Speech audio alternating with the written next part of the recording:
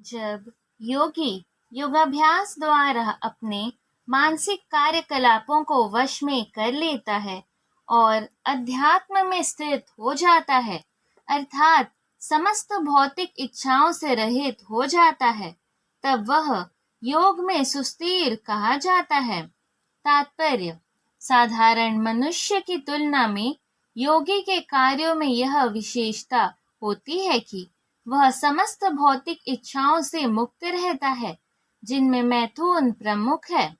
एक पूर्ण योगी अपने मानसिक कार्यों में इतना अनुशासित होता है कि उसे कोई भी भौतिक इच्छा विचलित नहीं कर सकती।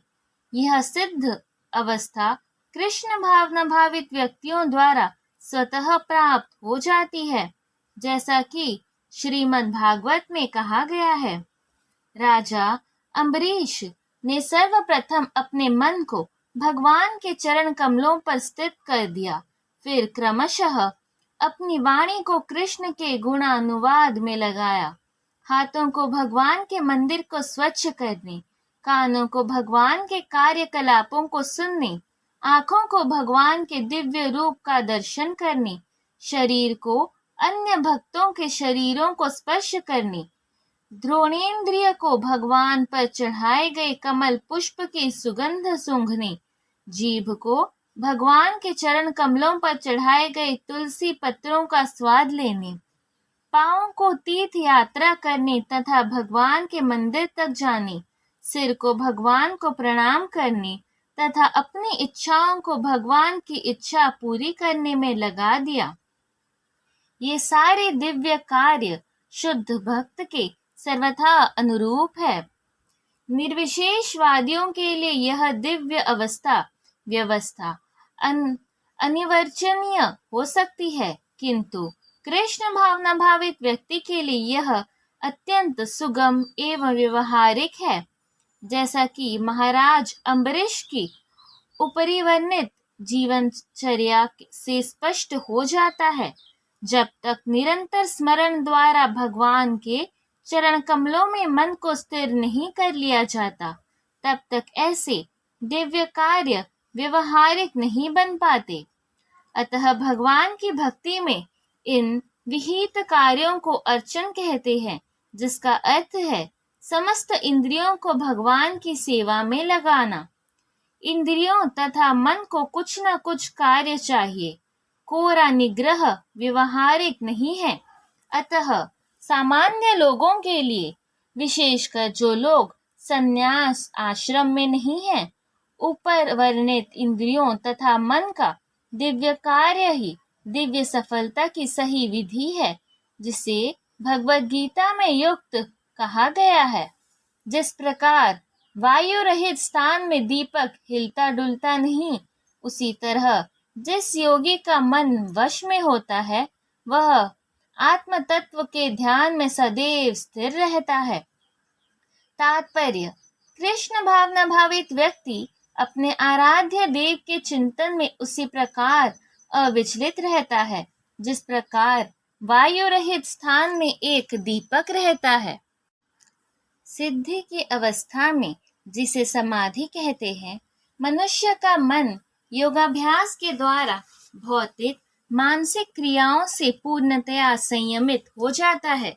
इस सिद्धि की विशेषता यह है कि मनुष्य शुद्ध मन से अपने को देख सकता है और अपने आप में आनंद उठा सकता है। उस आनंदमय स्थिति में वह दिव्य इंद्रियों द्वारा असीम दिव्य सुख में स्थित रहता है। इस प्रकार स्थापित मनुष्य कभी सत्य से विपथ नहीं होता और इस सुख की प्राप्ति हो जाने पर वह इससे बड़ा कोई दूसरा लाभ नहीं मानता। ऐसी स्थिति को पाकर मनुष्य बड़ी से बड़ी कठिनाई में भी विचलित नहीं होता। यह निसंदेह भौतिक संसर्ग से उत्पन्न होने वाले समस्त दुखों से वास्तविक मुक्ति है। तात्पर्य: योगाभ्यास से मनुष्य भौतिक धारणाओं से क्रमशः विरक्त होता जाता है। यह योग का प्रमुख लक्षण है। इसके बाद वह समाधि में स्थित हो जाता है, जिसका अर्थ यह होता है कि दिव्य मन तथा बुद्धि के द्वारा योगी अपने आप को परमात्मा समझने का भ्रम न करके परमात्मा की अनुभूति करता है। योगाभ्यास बहुत कुछ पतंजलि की पद्धति पर आधारित है। कुछ अप्रामाणिक भाष्यकार जीवात्मा तथा परमात्मा में अभेद स्थापित करने का प्रयास करते हैं और अद्वैतवादी इसे ही मुक्त मानते हैं, किंतु वे पतंजलि की योग पद्धति से वास्तविक प्रयोजन को नहीं जानते।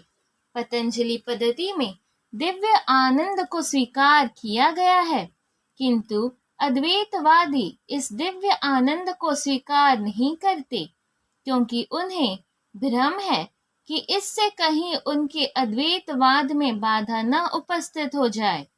अद्वैतवादी ज्ञान तथा ज्ञाता के द्वैत को नहीं मानती, किंतु इस श्लोक में दिव्य इंद्रियों द्वारा अनुभूत दिव्य आनंद को स्वीकार किया गया है। इसकी पुष्टि योग पद्धति के विख्याता पतंजलि मुनि ने भी की है।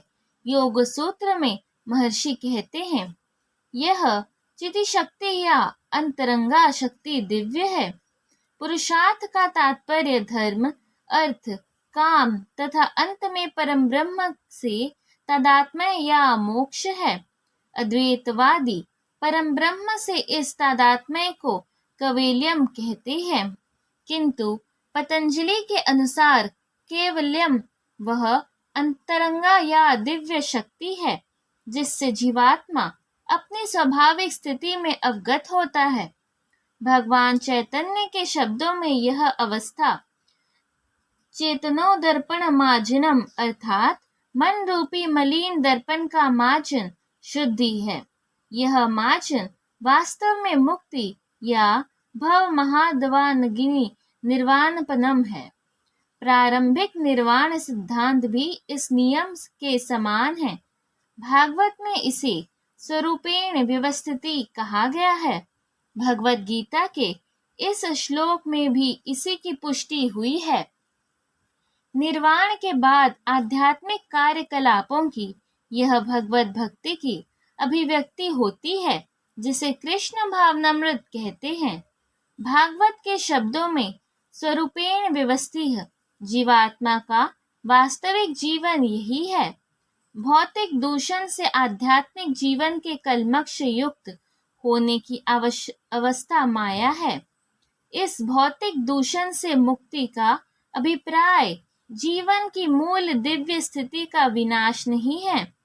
पतंजलि भी इसकी पुष्टि इन शब्दों में करते हैं, यह चिति शक्ति या दिव्य आनंद ही वास्तविक जीवन है। इसका अनुमोदन वेदांत सूत्र में इस प्रकार हुआ है, यह चित शक्ति ही योग का परम लक्ष्य है और भक्ति योग द्वारा इसे सरलता से प्राप्त किया जाता है। भक्ति योग का विस्तृत वर्णन 7वें अध्याय में किया जाएगा।